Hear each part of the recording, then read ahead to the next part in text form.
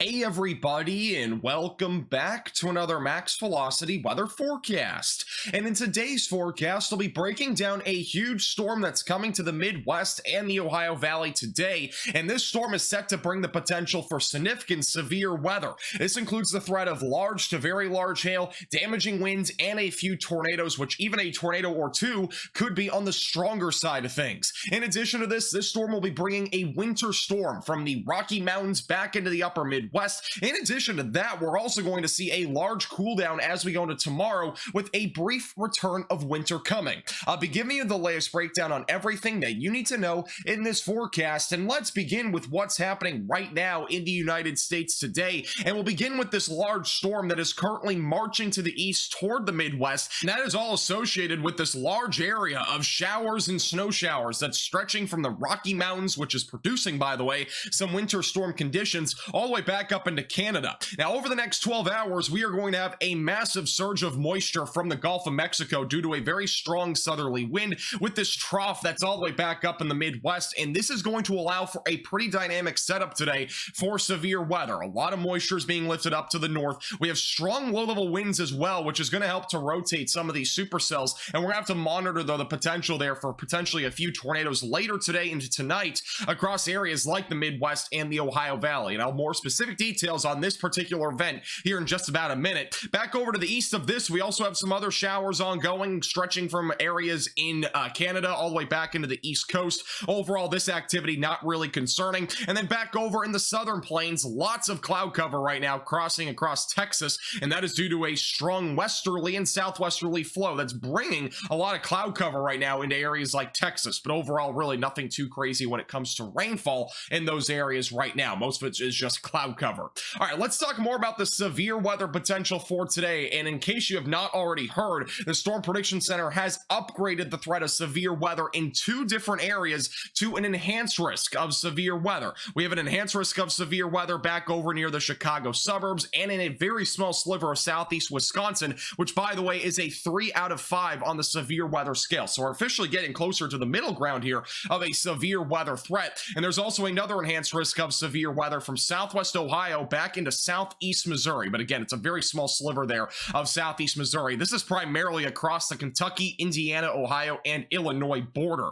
The main concern right now in any of these two areas, they vary a lot, and that's mainly due to the fact it's a bit of a different setup here. But what we're talking about with the southern enhanced risk is more of a damaging wind threat. So right now, the primary concern will be damaging winds. So flying trampolines, we are currently at a high threat of flying trampolines. If you're in this hatched area, that is representing the potential for damaging winds exceeding 70 miles per hour, at least in an isolated sense of things. So definitely make sure you have multiple ways to receive alerts, and also make sure that you are protecting your vehicle, and as well as hatching down those trampolines and protecting plants outside. Now, for the northern and hatched area, it's a bit of a different story. We are talking more about a hail threat in this area. Notice that the red shaded area there, that would be representing the potential for large to very large hail, and there's also a higher probability of that happening. So if you're back up in areas like Chicago or in southeast Wisconsin, definitely make sure that you are protecting your vehicle tonight. And then further down to the south, this hatched area goes further down to the south. And what the hatched area means, by the way, is that there is a chance of seeing hail greater than 2 inches in diameter. So again, that is definitely going to be damaging. So make sure that you're protecting your vehicles and as well as protecting your plants. And the tornado threat has also increased for multiple areas since last night. It is definitely varying across the board with this particular event. And though there is still a lot of uncertainty with these storms will actually fire up, there is definitely an increasing likelihood if they do fire up back down across the Kentucky and Indiana and even Illinois border, we will have the chance for a couple of tornadoes, and one of those could even be strong. So definitely make sure you have a tornado action plan in place just in case there is a tornado warning in your location. In addition to that, make sure you have multiple ways to receive alerts. Don't just rely on one method. Make sure you have multiple. Now, I mentioned the tornado risk does vary across the board, and it is a bit more conditional if you're back up in northern Indiana and northern Ohio. This is an area that we really don't know if there are going to be storms that fire up here, mainly due to a capping issue. I think the likelihood of storms firing up right down here is much higher in areas like southern Indiana and southern Illinois.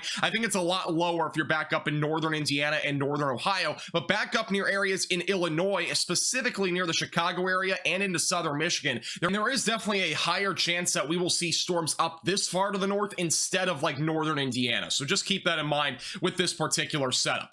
All right, let's go hour by hour with timing. We will begin with Illinois and Indiana and then move down to that 10% tornado risk. Notice this around 5 o'clock or so. This is when we're gonna have to watch for storms to start to fire up across areas in northern Illinois and even back near Davenport. These storms will fire up pretty quickly, so these are gonna have to be watched very closely as they evolve between about 4 and 7 o'clock this evening. This is 6 o'clock. Notice how those supercells really start to ramp up just west of Chicago, and these ones will be primarily hail producers. I can't stress that enough. I know there's going to be a tornado risk associated with these, but hail is definitely going to be the main concern with this particular setup up in northern Illinois. So if you're near Rockford, Chicago, Arlington Heights, definitely be mindful. Hail is the main concern.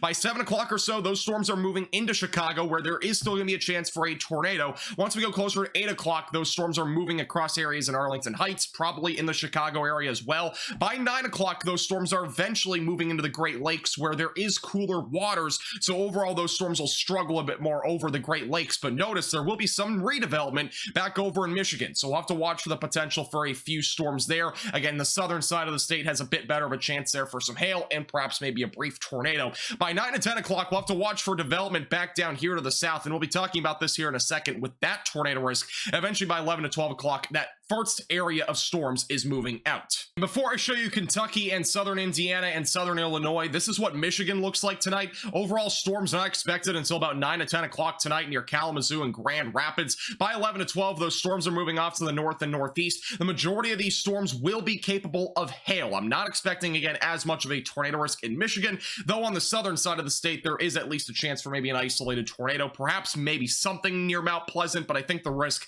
definitely goes lower as you go further to the north. All right, back down into Illinois, Indiana, Ohio, and as well as into Kentucky for tonight. Storms will fire off around 8 to 9 o'clock Central Time. We'll be watching clusters of storms to fire off. So notice this area here. This is going to be the main area to watch for that increasing tornado threat between about 8 to 10 o'clock Central Time. By 11, storms moving through Evansville, back near Bloomington. And again, this is going to be more of a QLCS tornado threat, meaning storms that are like linear like this will have a chance to produce embedded tornadoes in these clusters. That is really the main concern for tonight. By about 1 to 2 o'clock overnight, storms moving through Evansville, Paducah, all the way back down to the south into areas like Tennessee. By 2 to 3 o'clock, Laughington, Fayette, and back into Elizabethtown will be dealing with a linear line of storms. These storms by about 5 to 6 in the morning will still be ongoing, but the majority of these storms as they move to the east will be primarily damaging wind threats. And even then, the damaging wind threat will definitely be on the lower side of things. I do think the tornado threat will definitely be decreasing as those move to the east. Here's a more widespread view of things in terms of the storms. Notice this again around 1 in the morning. We'll have multiple different areas, even back into Ohio, where we will need to watch for a train of storms to produce the threat for some damaging winds, perhaps an isolated tornado. By the time we go closer to 3 and 4 in the morning, those storms continue to march to the east. Eventually, as we go into tomorrow morning, most of the storms are not severe, but if any are still severe, the main concern would again be damaging winds. By the way, there's a chance for snow in the Midwest as well as we go into tomorrow morning. Many areas will pick up a coating all the way up closer to 4 inches if you're in the northern side of Michigan. And that is all from the backside of this low pressure system. All right, talking about the next storm that's coming to the country, I'm not going to really go into too much detail with this since there is still a lot of uncertainty, but going into early next week, there is an increasing likelihood that there will be some sort of strong and large storm in the United States. The problem right now with this storm is that there is still some fluctuation with the computer models. It's not very certain on exactly what will happen with this, but going into Sunday into Monday, we will need to watch this going into early March because there will be a chance for some sort of severe weather event. Where that happens is quite uncertain. The most recent European model run keeps it all the way back up in Minnesota, which again, very, very uncommon for this time of the year. But with that being said, as we go into Tuesday into Wednesday, we would have to watch for perhaps a severe weather event from the Midwest into the southern plains and perhaps in the Dixie Alley. But again, there's a lot of uncertainty with this event, so stay tuned. Make sure that you are subscribed to the channel. And by the way, there is a chance that we go live tonight, so make sure that you're subscribed to the channel for that. And also, the temperature is going to change as we go into Wednesday. Cold air mass will usher into areas like the Midwest and as well as into the Ohio Valley and eventually into the north and east, and that'll allow for below freezing temperatures to return to the Midwest at least through Thursday. By the time we go into Friday into Saturday, more record-breaking high temperatures will be possible. Thank you so much for watching. Make sure to hit the like button down below and subscribe if you've not already.